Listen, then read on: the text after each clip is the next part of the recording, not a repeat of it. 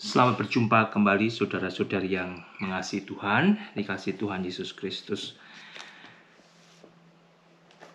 Saya berterima kasih untuk hari ini kepada Tuhan.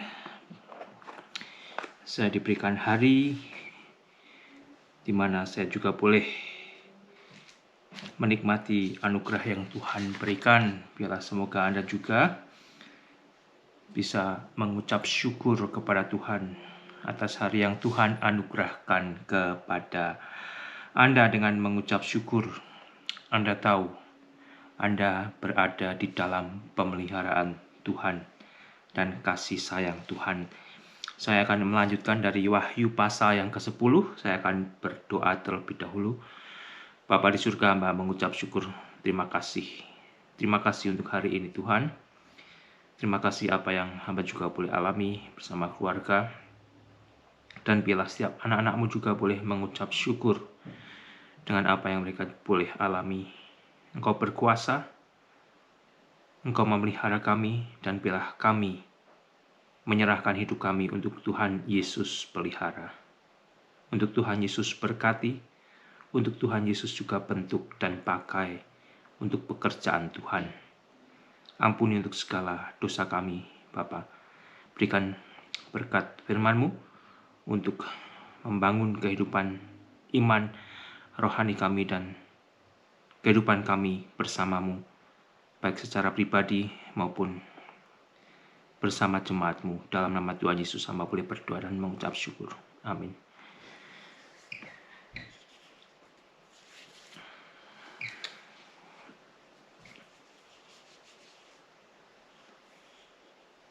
Pasal ke-10 dari kitab Wahyu, saudara, saya akan melanjutkan. Yang mana di pasal ke-9 saya sudah baca, dan di bagian akhir dari pasal 9, saudara, kalau Anda perhatikan, ada satu kelompok orang yang memang sukar untuk kita pahami, sukar untuk kita mengerti. Ya. Pasal 9 ayat 20-21, tetapi manusia lain yang tidak mati oleh malapetaka tidak juga bertobat dari perbuatan tangan mereka. Mereka tidak berhenti menyembah roh-roh jahat dan berhala-berhala dari emas dan perak, dari tembaga, batu, kayu yang tidak dapat melihat atau mendengar atau berjalan. Berhala mati, ya, berhala itu mati kalau Anda perhatikan, saudara. Tetapi mereka ini masih terus aja menyembah kepada mereka, dan mereka tidak bertobat daripada pembunuhan, tetap melakukan pembunuhan, sihir, percabulan, dan pencurian. Orang-orang berdosa yang tidak mati dalam peristiwa malapetaka pasal ke-9 ini, saudara, tidak juga mau bertobatnya. Satu pemandangan yang mengerikan betapa gelapnya dosa. Mereka masih kembali mempraktekkan dosa. Apa yang kita kenal melalui Alkitab sebagai perbuatan dosa. Apa yang saya dan Anda kenal melalui Alkitab sebagai perbuatan dosa, bagi mereka tidak. Mereka ini tidak mengenal dosa. Mereka ini tidak tahu apa itu dosa. Ya. Dosa itu tidak ada di dalam tata bahasa peribahasa mereka, vokabulari mereka tidak ada. Apa itu dosa mereka tidak ada, ya. Karena meskipun mereka telah mengalami murka atau hukuman Allah, mereka tidak datang kepada Allah menyadari dosanya, tidak, ya. Karena bagi mereka perbuatan mereka itu bukan dosa. Ya. Mereka tidak datang kepada Allah minta ampun atas dosanya dan bertobat, tidak. Tetapi masih tetap balik menyembah roh-roh jahat. masih tetap balik menyembah roh-roh jahat dan berhala-berhala dari emas, dari perak, tembaga, batu, kayu, ya, yang tidak dapat melihat atau mendengar atau berjalan. Sebenarnya orang-orang yang menyembah berhala-berhala seperti itu, mereka menyembah benda-benda mati. Ya. Apa yang membuat mereka percaya? Itu semua sebetulnya adalah karena pekerjaan daripada bapa segala dusta, bapa segala penipuan iblis. Mereka juga masih melakukan pembunuhan, masih mempraktekkan sihir, percabulan, dan pencurian. Mereka mempraktekkan ini semua karena mereka lebih menyukai kegelapan daripada terang. Ya, kalau Anda baca di dalam Yohanes 3 ayat 19-20, saya akan coba saya buka sejenak.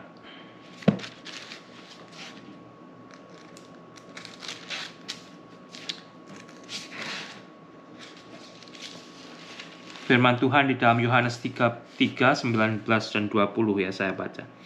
Dan inilah hukuman itu, terang telah datang ke dalam dunia, tetapi manusia lebih menyukai kegelapan daripada terang, sebab perbuatan-perbuatan mereka jahat. Sebab barang siapa berbuat jahat, membenci terang, dan tidak datang kepada terang itu, supaya perbuatan-perbuatannya yang jahat itu tidak tampak. Ya. Manusia-manusia tersebut lebih menyukai kegelapan, dan mereka tidak mau datang kepada terang. Mereka tidak mengenal dan tidak mau kenal apa itu yang disebut dosa. Mereka tidak mau tahu, ya. Tidak mau diperkenalkan apa itu dosa.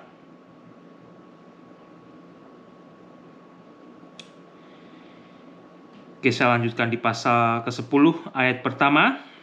Demikian bunyinya. Dan aku, Yohanes, melihat seorang malaikat lain yang kuat turun dari sorga. Jadi setelah pasal 9 selesai, belum dilanjutkan dengan malaikat yang ketujuh, tapi masih melanjutkan dari apa yang terjadi dari pasal ke-9.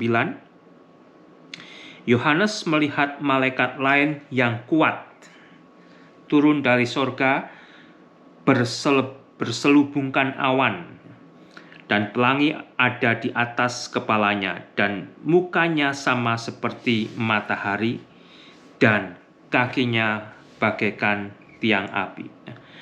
Perhatikan ciri-ciri malaikat ini, saudara. Dikatakan malaikat ini adalah malaikat yang kuat, berselubungkan awan, dan pelangi ada di atas kepala, dan mukanya sama seperti matahari, dan kakinya bagaikan tiang api. Ada orang yang mengatakan kemungkinan ini adalah penampakan Yesus, tetapi di dalam Perjanjian Baru, Yesus tidak diasosiasikan dengan malaikat, ya. Yohanes melihat seorang malaikat lain yang kuat, yang turun dari sorga. Apakah dia Michael, yang disebut sebagai pemimpin besar yang dicatat dalam kitab Daniel pasal 12? Apakah dia malaikat Mikael? Tidak dijelaskan, ya. Itu hanya kemungkinan, karena disebutkan Mikael adalah pemimpin besar sebagai malaikat. Tidak ada penjelasannya tentang namanya di sini, hanya diberikan ciri-cirinya kalau malaikat itu kuat dan turun dari sorga, berselubungkan awan, dan pelangi ada di atas kepalanya. Apakah pelangi yang ada di atas kepalanya itu juga sebagai peringatan jikalau Allah tidak akan menghukum manusia lagi dengan air bah seperti yang telah Allah lakukan di masa Nuh. Allah telah memurkai manusia yang berdosa dengan memusnahkannya menggunakan air bah, dan hanya Nuh bersama keluarganya yang hidup takut kepada Tuhan, mereka yang diselamatkan. Tetapi bukan berarti Allah tidak akan memurkai bumi yang berdosa ini. Allah masih akan memurkai bumi yang berdosa ini, tetapi tidak lagi menggunakan air bah, tidak menggunakan banjir besar.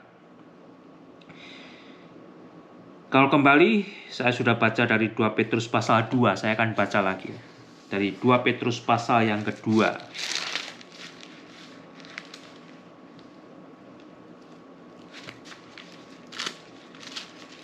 2 Petrus pasal yang kedua.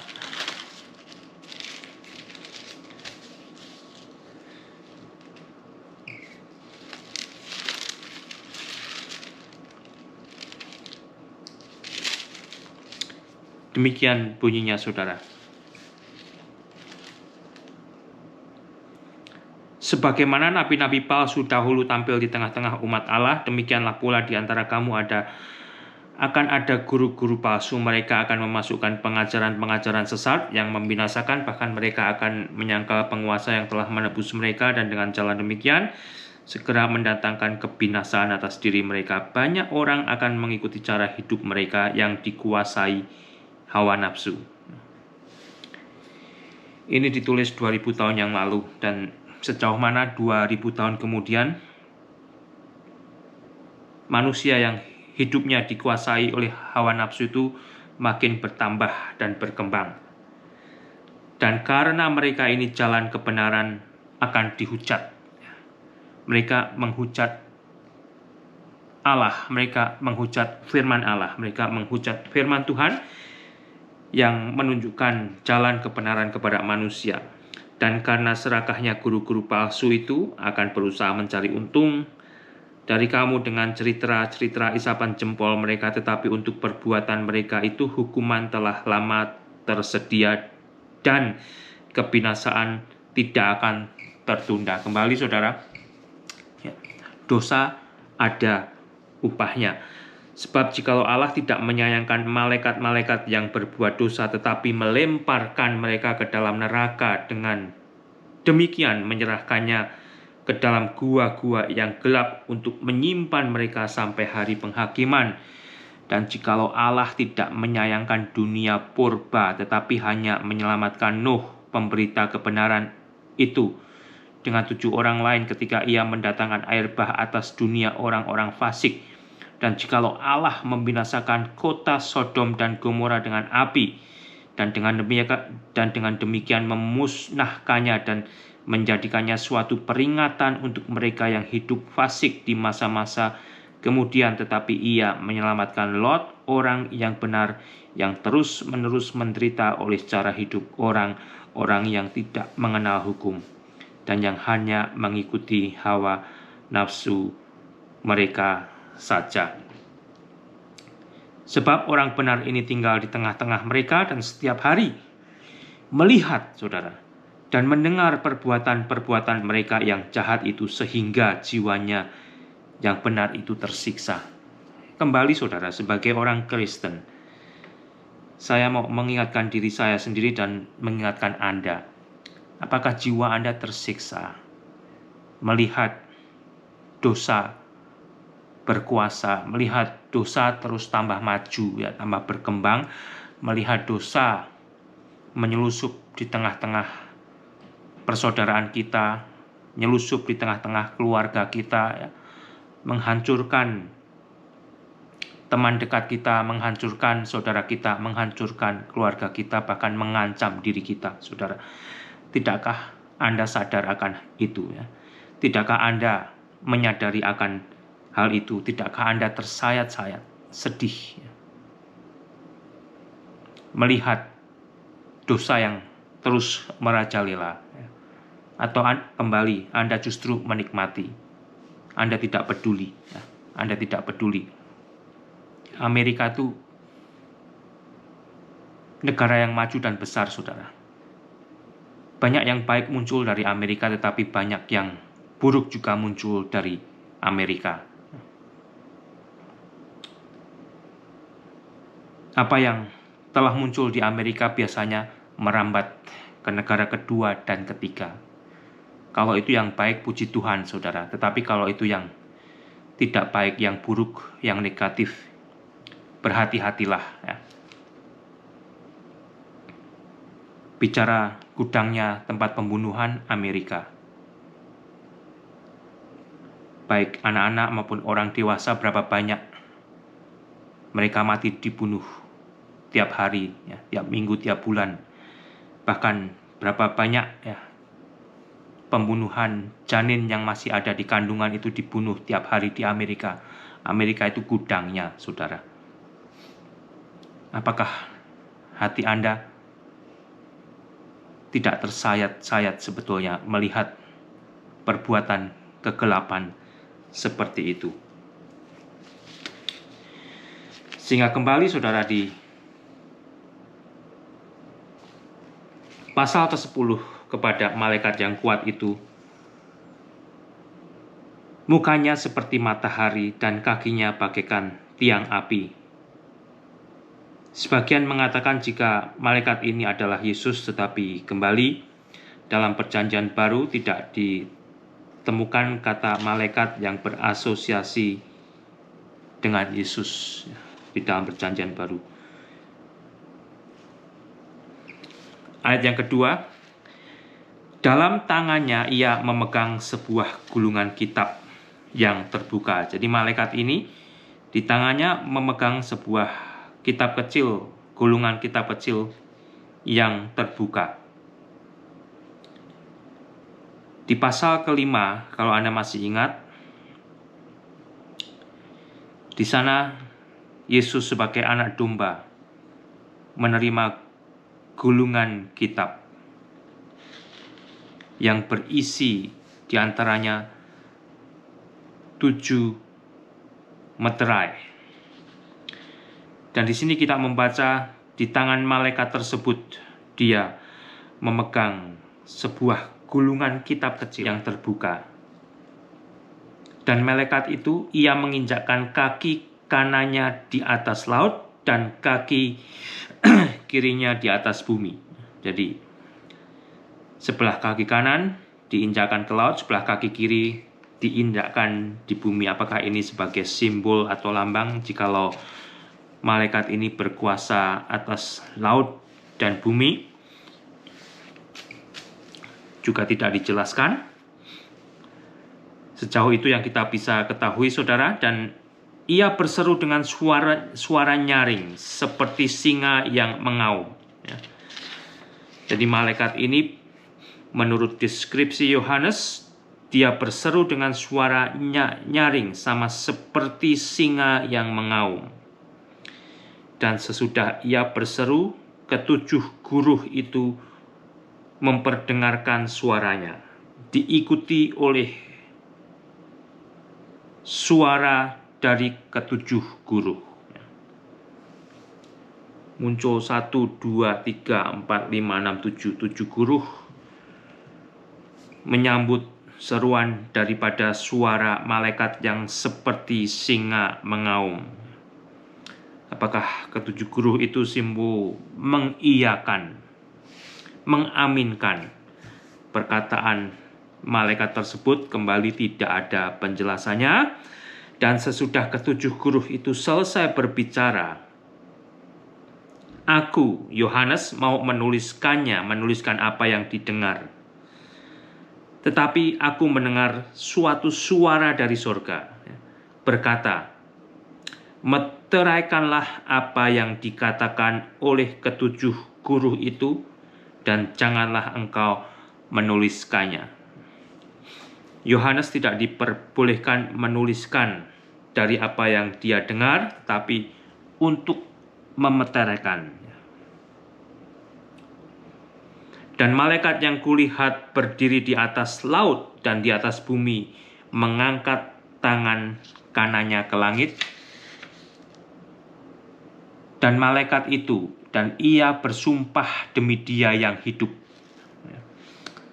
Malaikat itu melakukan sumpahnya demi Dia yang hidup sampai selama-lamanya, yang telah menciptakan langit dan segala isinya, dan bumi dan segala isinya, dan laut dan segala isinya, katanya, tidak akan ada penundaan lagi.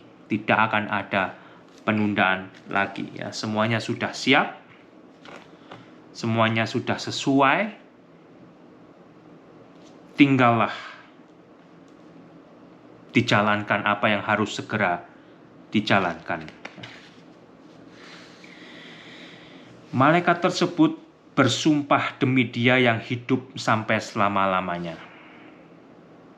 yang telah menciptakan langit dan bumi, yang telah menciptakan langit dan segala isinya, dan bumi dan segala isinya, dan laut dan segala isinya.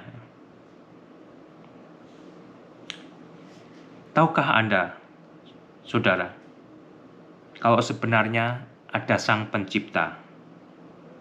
Tapi kembali, tidak semua manusia mau mengakui adanya Pencipta. Tidak semua mau mengakui adanya Pencipta. Tetapi dengan jelas kita di sini membaca bahwa malaikat tersebut bersumpah demi Dia yang hidup sampai selama-lamanya, yang telah menciptakan langit dan segala isinya, bumi dan segala isinya, laut dan segala isinya. Anda tahu siapa? Siapa saudara yang telah menciptakan itu semua?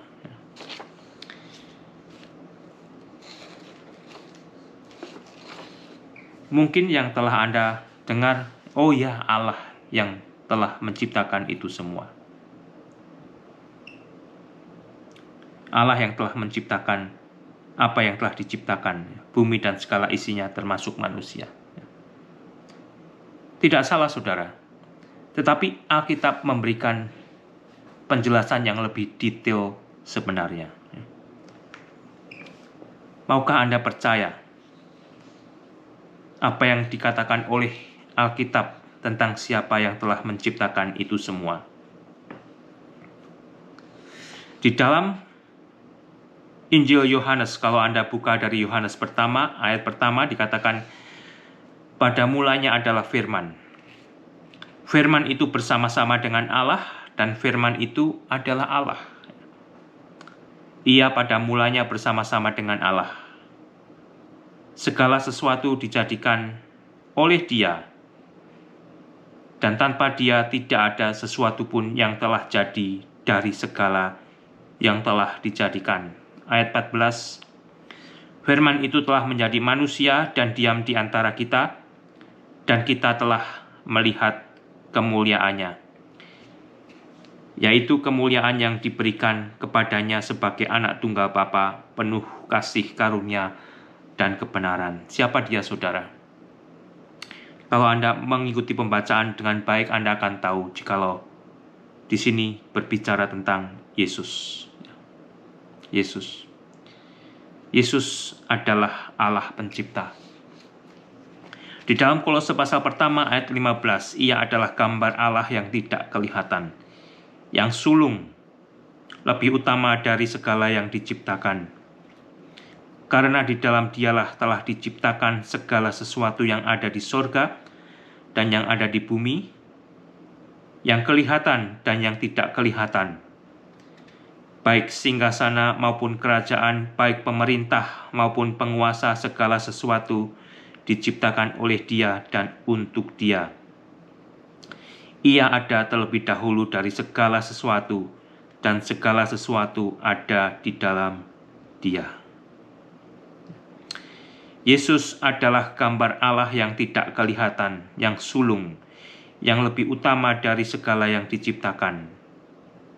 Karena di dalam Yesuslah telah diciptakan segala sesuatu yang ada di sorga dan yang ada di bumi, yang kelihatan dan yang tidak kelihatan, baik singgasana maupun kerajaan, baik pemerintah maupun penguasa, segala sesuatu diciptakan oleh Yesus dan untuk Yesus. Yesus ada terlebih dahulu dari segala sesuatu, dan segala sesuatu ada di dalam Dia.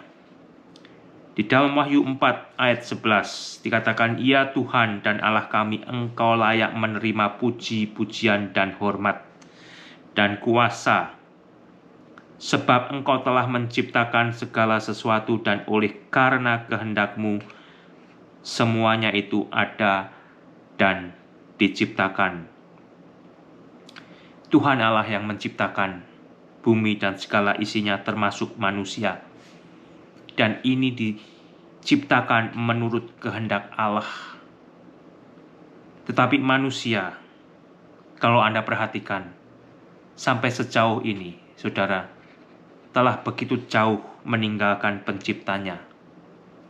Bahkan tidak mau mengakui ada yang menciptakan dia. Tidak mau mengakui penciptanya. Di dalam Kejadian pasal pertama ayat 26 dikatakan, "Berfirmanlah Allah, baiklah kita menjadikan manusia menurut gambar dan rupa kita, supaya mereka berkuasa atas ikan-ikan di laut dan burung-burung di udara, dan atas ternak, dan atas seluruh bumi, dan atas segala binatang melata di bumi." Maka Allah menciptakan manusia itu menurut gambarnya.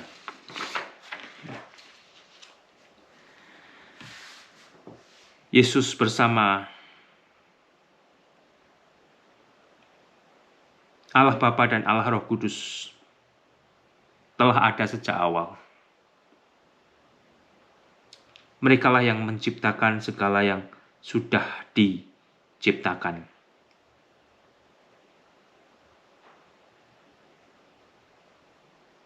Percayakah Anda sebagai manusia? Ada yang menciptakan. Percayakah Anda kepada firman Tuhan yang dengan jelas berkata, ini semua diciptakan oleh karena Yesus dan oleh Yesus. Luar biasa, saudara. Tetapi yang lebih luar biasa dalam konotasi negatif adalah sejauh mana sampai saat ini manusia telah meninggalkan Tuhan, ya, telah begitu jauh dari kemuliaan Tuhan. Manusia diciptakan oleh kehendak Tuhan, tetapi manusia tidak mau mengakui ada penciptanya, tidak mau mengakui Tuhan. Oleh karena itu, Anda bisa saksikan sendiri perbuatannya. Ya. Bahkan orang yang mengaku bertuhan, kalau perbuatannya juga menunjukkan seperti orang tidak bertuhan, itu juga sebetulnya adalah salah satu petaka bagi orang itu. Ya. Bagi orang itu. Kalau Anda baca dari Roma pasal 1, mulai dengan ayat ke-18. Roma pasal 1 ayat 18, ini juga ditulis 2000 tahun yang lalu, saudara. Saya akan baca ya. "Sebab murka Allah nyata dari surga atas segala kefasikan dan kelaliman manusia yang menindas kebenaran dengan kelaliman. Karena apa yang dapat mereka ketahui tentang Allah nyata bagi mereka." Mereka itu sebenarnya bisa mengetahui tentang Allah, dan itu nyata bagi mereka. Sebab Allah telah menyatakannya kepada mereka. Sebab apa yang tidak nampak daripadanya, ya, kalau mereka tidak bisa melihat Allah, yaitu kekuatannya yang kekal dan keilahiannya dapat nampak kepada pikiran dan karya Allah sejak dunia diciptakan.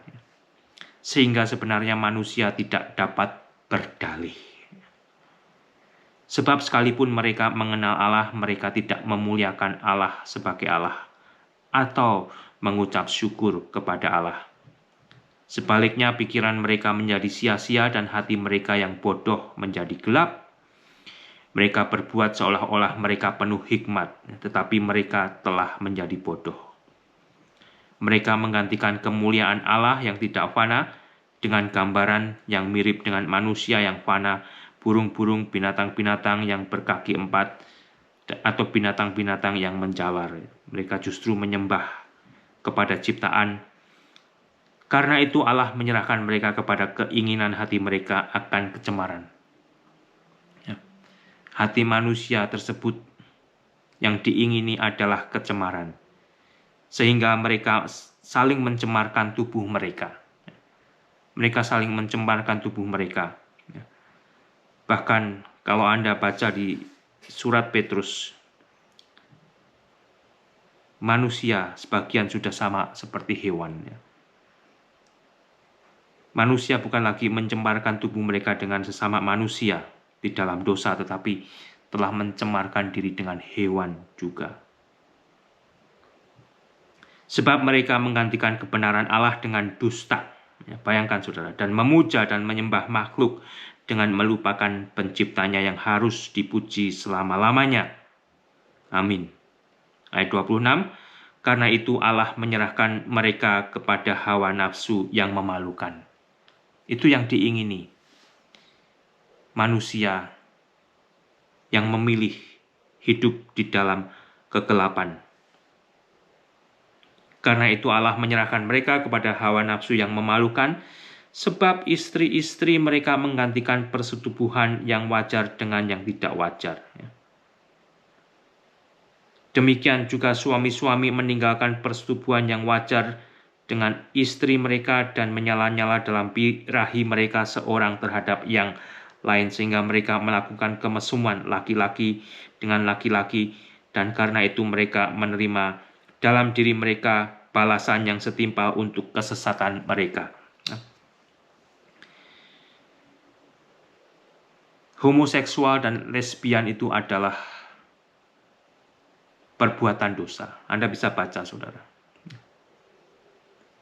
Meskipun mereka akan diakui, diperjuangkan agar mendapat restu dari pemerintah, saudara, pernikahan sesama jenis dan sebagainya, mereka tetap akan dimurkai oleh Allah. Karena apa yang disetujui oleh manusia tidak sesuai dengan apa yang Allah kehendaki. Sehingga berhati-hatilah ya, sebagai orang Kristen. Anda akan melihat, ada pendeta yang sesama jenis. Ada, saudara. Pusatnya dari negara maju, dari negara berkembang, dari Amerika, ada. Jadi negara-negara kedua dan ketiga mengikuti dong. Baca Alkitab baik-baik, saudara. Apa yang muncul dari negara besar seperti Amerika kalau tidak sesuai dengan firman Tuhan, jangan diikuti, karena itu adalah dosa. Ya, meskipun itu dari Amerika, mereka juga akan dimurkai oleh Allah karena dosanya. Dan kalau Anda tinggal di Amerika, jangan ikut-ikut. Apa yang dilegalisasi oleh pemerintah, oleh manusia, tetapi yang tidak sesuai dengan firman Tuhan, kalau Anda adalah orang yang takut akan Tuhan, jangan diikuti. Berpihaklah kepada Tuhan dan firman Tuhan. Atau kalau Anda mau lebih mengutamakan hal-hal yang lahiriah, yang manusia, ya Anda diberi kesempatan untuk bebas memilih, saudara. Tetapi itu Anda juga akan mempertanggungjawabkan kepada pilihan Anda. Anda mensupport hal-hal yang oleh Tuhan dikatakan dosa, atau Anda menentang, itu semua tidak luput dari mata Tuhan, tidak luput dari telinga Tuhan. Saya dan Anda akan mempertanggungjawabkan suara kita, ya, yang mendukung dosa atau yang tetap mendukung, mengaminkan firman kebenaran.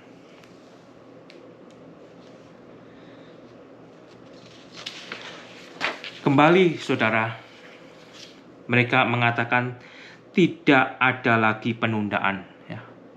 Tidak ada lagi penundaan, semuanya sudah siap. Semuanya sudah sesuai, sudah cocok. Ya. Sudah siap dimurkai. Kalau Anda perhatikan, kita hidup di zaman yang sepertinya sudah matang, saudara. Sudah matang. Ya. Dosa sudah berkuasa. Manusia yang Allah tambah banyak. Manusia yang tidak mengakui akan adanya Allah tambah banyak. Manusia yang meminta apa yang dulunya dosa tidak lagi mau tahu apa itu dosa.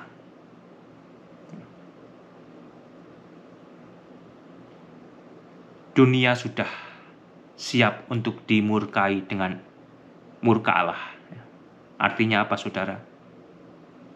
Kita berada di zaman akhir. Kita berada di zaman akhir. Dengan demikian, waktu kita sebenarnya pendek, saudara. Waktu kita pendek. Kita tidak tahu kapan Tuhan akan datang untuk menjemput gerejanya, menjemput jemaatnya. Sewaktu masih ada waktu kembali. Ingat, saudara. Ingat keluarga kita masing-masing. Ingat saudara kita.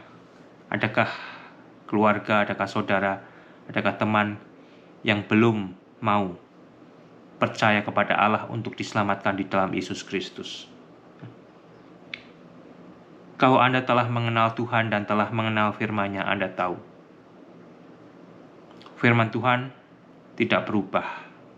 A adalah A, B adalah B. Ya. Doakanlah keluarga Anda, saudara Anda, teman Anda, orang yang Anda ketahui, bahkan sejauh Anda dipanggil untuk mendoakan setiap manusia yang belum percaya kepada Yesus Kristus, agar mereka pulih bertemu dengan keselamatan Allah di dalam Allah penyelamat, Yesus Kristus. Dan saya sudah membaca juga tadi, Yesus yang menciptakan segala yang sudah diciptakan. Tapi apakah semua manusia mau mengakuinya juga?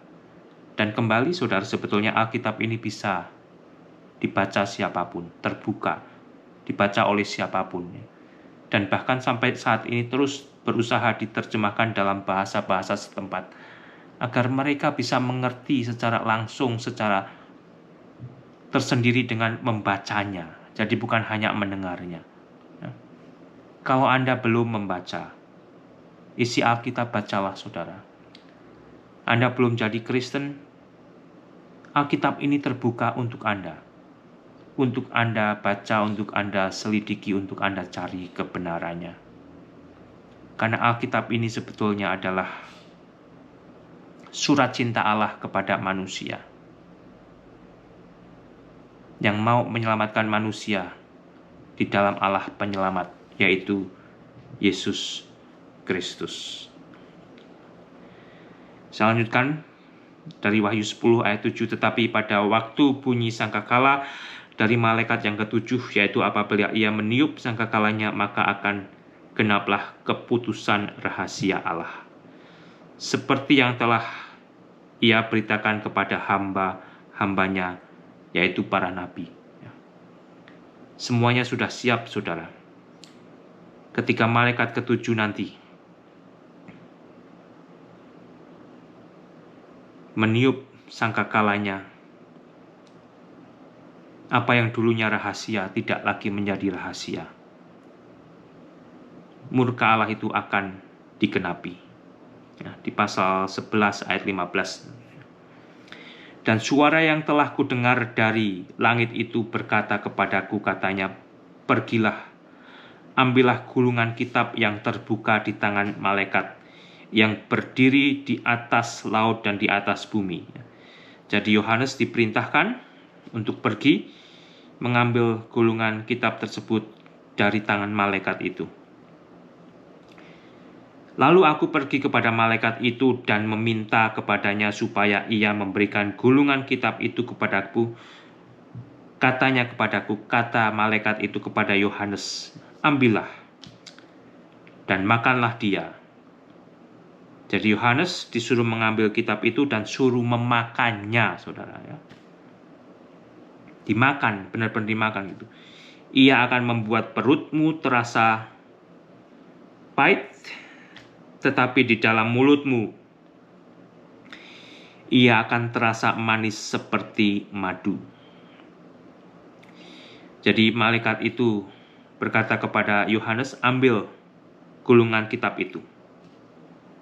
Makanlah dia, masukkan ke dalam mulutmu. Ya. Masukkan ke dalam mulutmu. Nanti perutmu akan pahit, tetapi ketika masuk di mulutmu, rasanya manis. Rasanya manis. Firman Tuhan di satu sisi dikatakan manis. Manis. Terutama bagi kita yang takut akan Tuhan, kita yang merindukan firman Tuhan itu manis. Tetapi firman Tuhan itu juga bisa menjadi sesuatu yang pahit. Kalau bagi Yohanes, dia harus memberitakan apa yang segera terjadi, yaitu murka Allah. Dia akan menyaksikan manusia yang sudah diberi kesempatan untuk bertobat, tidak mau bertobat. Manusia yang sudah merasakan murka Allah,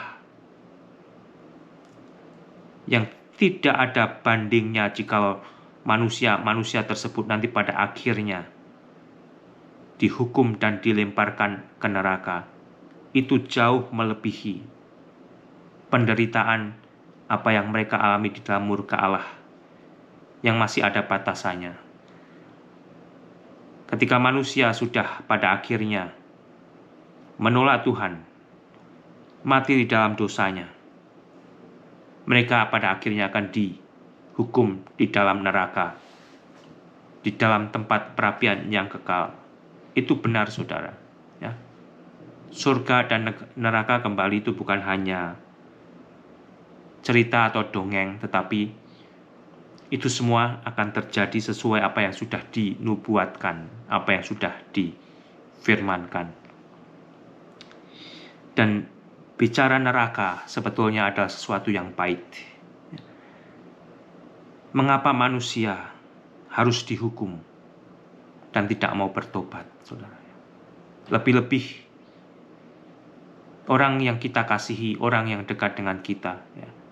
Mungkin suami-suami Anda, mungkin istri-istri Anda, orang tua Anda, anak Anda, saudara Anda, ipar Anda, teman dekat Anda. Ada yang terus menolak untuk tidak mau percaya dan diselamatkan Allah di dalam Allah penyelamat Yesus Kristus sampai saat ini. Berita ini adalah berita yang pahit sebetulnya, karena mereka akan dihukum, akan menerima upah dari dosanya, saudara. Upah dari dosanya.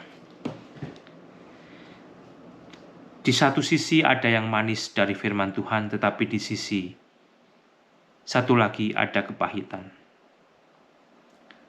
Terutama terhadap hal-hal tersebut. Terhadap mereka yang menolak Tuhan, terhadap mereka yang akan dimurkai karena dosanya. Pahit dan manis di sini bukan simbol kalau orang Kristen ya, akan mengalami kepahitan karena memasuki masa tribulasi, tidak. Ada yang mengatakan kita ngerasanya manis di mulut, pahit di perut, menyimpulkan ya, kalau orang Kristen itu akan mengalami kepahitan di masa tribulasi. Kalau Anda perhatikan, yang saya katakan juga di awal-awal, Tuhan tidak akan memurkai orang-orang benar, orang-orang yang sudah dibenarkan Allah dengan orang-orang berdosa. Nah, contohnya Nuh, Lot, dan perkataan firman Tuhan itu sendiri. Sehingga kembali saudara, sebetulnya berita ini adalah berita yang berat. Kalau pada akhirnya kita memiliki keluarga, kita memiliki saudara, kita memiliki teman yang hanya bersama kita sangat sementara, ya. Di masa hidup ini saja. Setelah kita meninggalkan tubuh kita yang akan mati, kita akan terpisah untuk selama-lamanya, saudara. Suami dengan istri akan terpisah karena entah suaminya atau istrinya, yang satu percaya kepada Yesus, yang satu menolak Yesus. Anaknya, orang tuanya, iparnya, dan sebagainya. Ini semua adalah berita yang berat, berita yang pahit untuk diberitakan. Mudah-mudahan keluarga kita, saudara kita, teman kita, bahkan sebanyak mungkin orang mau percaya kepada Allah dan diselamatkan Allah di dalam Allah penyelamat, Yesus Kristus. Yesus yang sudah menciptakan Anda, yang sudah menciptakan saya, yang sudah menciptakan segala yang diciptakan. Yesus bersama-sama dengan Allah Bapa dan Allah Roh Kudus telah menjadikan apa yang telah jadi, saudara. Dan Anda bisa baca di dalam Alkitab ini kalau Anda belum pernah mendengar akan hal itu. Belum percaya, silakan Anda baca dan mudah-mudahan Anda bertemu dengan kebenaran Allah dan bersedia diselamatkan oleh Allah di dalam Yesus. Yesus itu adalah Allah penyelamat. Ayat 8, dan suara yang telah kudengar dari langit itu berkata pula kepadaku, katanya, pergilah, ambillah gulungan kitab yang terbuka itu di tangan malaikat yang berdiri di atas laut dan di atas bumi itu. Lalu aku pergi kepada malaikat itu dan meminta kepadanya supaya ia memberikan gulungan kitab itu kepadaku. Katanya kepadaku, ambillah dan makanlah dia, ia akan membuat perutmu terasa pahit, tetapi di dalam mulutmu ia akan terasa manis seperti madu. Lalu aku mengambil kitab itu dari tangan malaikat itu dan memakannya di dalam mulutku. Ia terasa manis seperti madu, tetapi sesudah aku memakannya perutku menjadi pahit rasanya. Maka ia berkata kepadaku, maka malaikat itu berkata kepada Yohanes, engkau harus bernubuat bagi kepada banyak bangsa dan kaum dan bahasa dan raja. Engkau harus menubuatkan isi dari kitab yang telah engkau telan tersebut, yang masih menjadi misteri, saudara. Jadi kembali, kitab yang di mulut manis, di perut pahit tadi itu bukan simbol daripada orang Kristen yang akan mengalami masa kesusahan, bukan.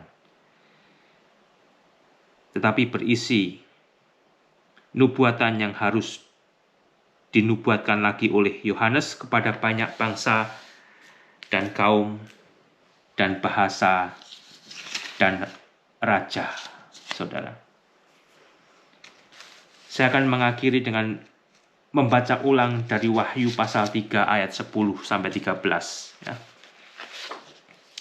Anda akan menjadi orang Kristen yang penuh damai, sukacita, dan bahagia kalau Anda mau menuruti firman Tuhan ini. Wahyu 3:10. Karena engkau menuruti firman-Ku untuk tekun menantikan Aku, maka Aku pun akan melindungi engkau daripada hari pencobaan yang akan datang atas seluruh dunia untuk mencobai mereka yang diam di bumi. Aku datang segera. Peganglah apa yang ada padamu, supaya tidak seorang pun mengambil mahkotamu. Ya. Maukah Anda menuruti firman Tuhan untuk tekun menantikan Tuhan? Maka Tuhan pun akan melindungimu dari hari pencobaan yang akan datang atas seluruh dunia. Masa tribulasi itu adalah hari pencobaan yang akan datang atas seluruh dunia. Anda akan dilindungi, Anda akan diselamatkan. Sebelum hari itu tiba, Anda akan dijemput oleh Tuhan Yesus sendiri untuk dibawa ke sorga. Tuhan memberkati.